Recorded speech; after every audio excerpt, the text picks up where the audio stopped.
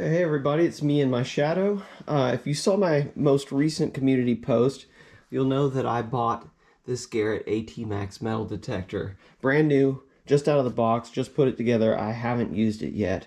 So I'm going to give it a spin, and I think what better place to try it out for the first time than a public park. I know a lot of you experienced detectorists are probably already turning the video off right now. I guarantee it. Anybody that metal detects knows that most public parks, they've been beat to death over the years by metal detectorists. It's hard to find much there. That being said, that's actually where I kind of cut my teeth many years ago metal detecting. So I've got a lot of experience in them, and believe it or not, I have found some pretty good stuff in parks, but I've got very low expectations. That's not really the point of the dig today. I'm going to go out there and dig about 10 low to mid-tone targets and about 10 high-tone targets, and we'll kind of do a reality of metal detecting video here today to show you what your hopes versus your real outcome are when metal detecting, and a park is a great place to do that. All right, let's go ahead and head to the park. Oh, well, that was quick. Anyway, just a tiny little park here, a little neighborhood park. We'll see if we can find anything in it or not. G-Man Tuna Can says we actually did dig here years ago, but it's been so long I can't even remember. I don't think we found much.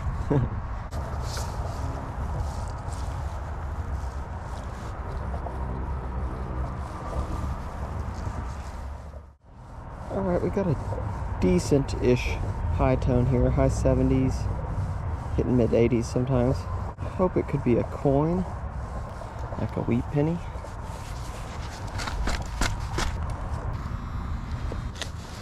Oh, I see it.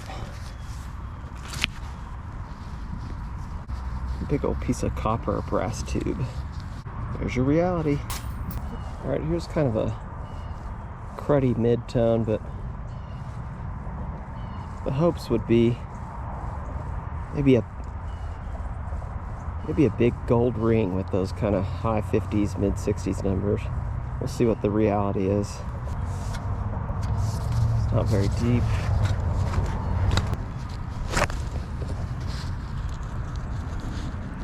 That's going to be like the lid of some kind of aluminum lid. Just some trash metal. So that's our reality. Right, there's a much more solid high tone, 77, 78. About 2 inches down, really shallow. The hope is 77, 78.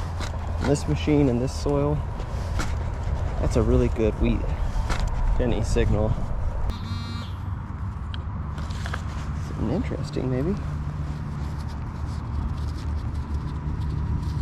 Well, that's kind of cool. Gears to a clock, probably. So that's going to be older, at least. Alright, got a pretty solid 44, 45 locked on. The hope is that would be maybe a little button, maybe even a small gold ring, piece of gold jewelry.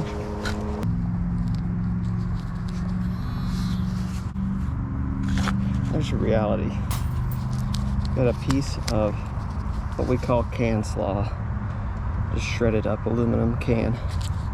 Got a nice sharp high tone there, repeating 78, 79.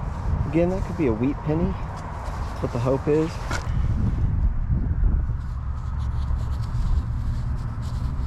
I think that's going to be it. Shard of copper. A 65 right there. Could be a big button, big gold ring. Could be even a Indian head penny with those higher 60s numbers. Oh, I see a coin. Just looking at that, see how it's all chewed up. It's gonna be a stinking zinc penny. That'll be a penny made after 1982. 1982 and before they were copper. A nice high tone right here.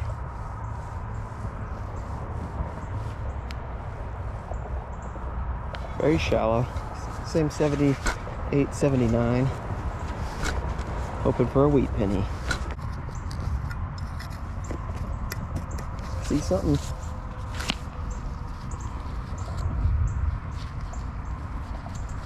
Some kind of rings of copper wire or copper banding of some sort.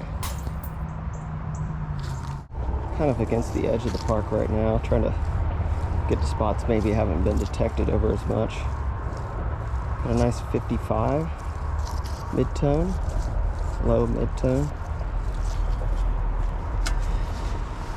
55s could be again, hoping for a big juicy gold ring. And unfortunately,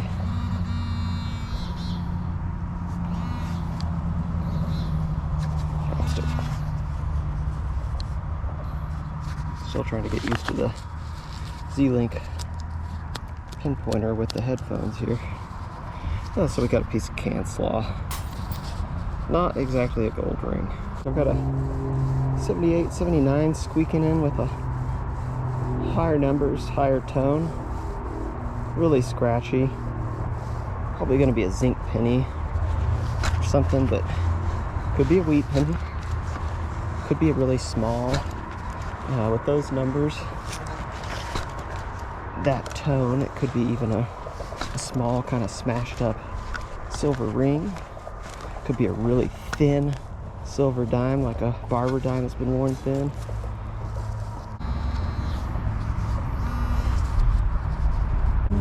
Cut copper tube or pipe or brass. Hitting about mid 40s up to mid 50s.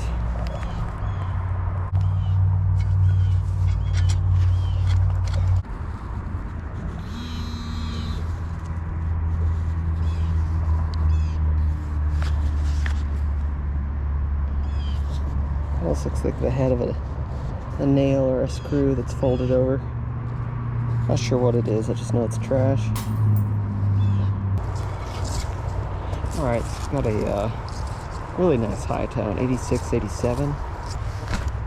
Could be a silver dime. I know that's pretty high for a silver dime. Could be a silver quarter. Could be a silver ring. Those are the hopes. I think I feel something. Yes, I do. Cap to a pipe or something.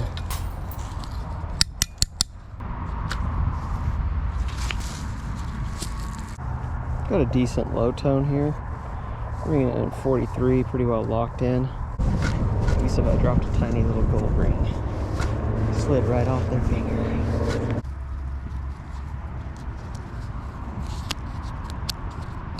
Cancel.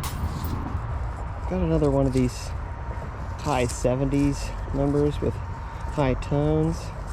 A lot of scratchiness to it. It almost sounds like it might be, the hope is that it could be like a wheat penny, about 4 inches down, it says. I think I see a coin. See that? There's a coin right there. It's nice and green. Come on, at least a wheat penny. Oh yes! Got a wheat penny. Joy. I bet this is gonna be an earlier one. Usually when they're nice and green and smooth. Nice patina there. In our soil, they're from the 30s or before. Cleans up real nice.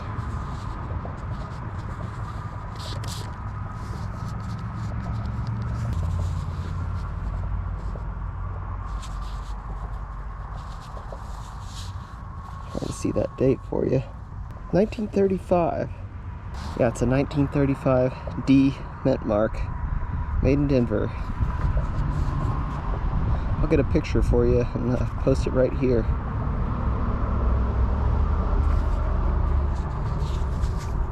Low mid-tone number and tone. 40, 45. Came out in the plug. Maybe we got a tiny little gold ring or a button or something.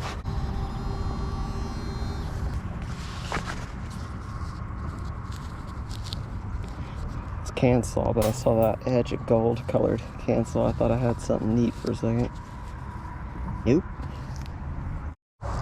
Sure enough, I've got a nice, well, it's not really a nice high tone, but I've got a scratchy high tone with about a 75 there.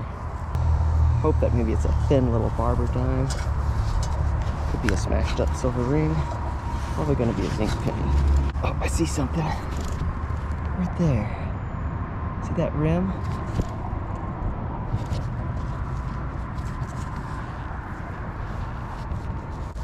Yeah, it's a zinc penny.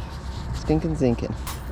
It's hitting some 52s and 53s, which hopefully makes it our best nickel signal of the day. Oh, I see it. Okay. Looks like we got a shell casing here. Not much of one left. Okay, I've got a pretty high tone here. Pretty consistent, but it's hitting some super high numbers and some super low numbers, so best case scenario, gigantic Morgan silver dollar. That's the hope. Big silver half dollar, something like that. But I'm betting it's gonna be a deep piece of iron.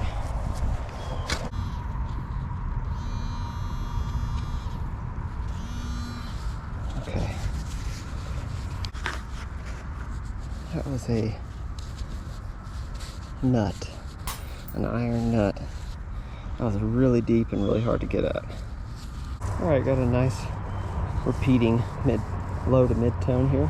45, 46. You know what the hope is by this time. A small gold ring. There we go.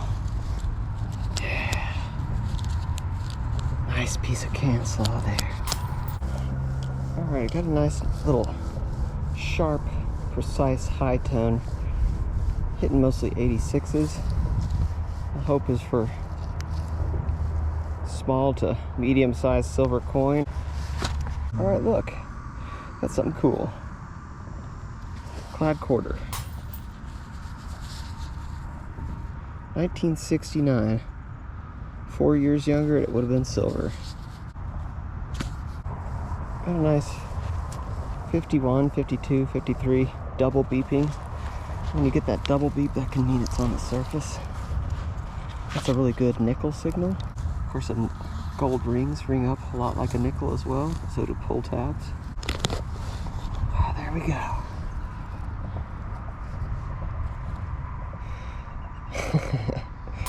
That's a good final low tone of the day.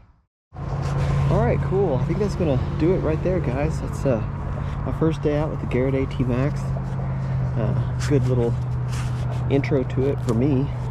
Kind of learning the machine a little bit, and hopefully you guys kind of got an idea of the patience it takes for some metal detecting. It's fun, but you saw the hopes versus the reality today. So thanks for joining me if you're still here and watching. I know that was probably kind of painful, but hopefully you got something out of it or enjoyed it. We'll check you again next time.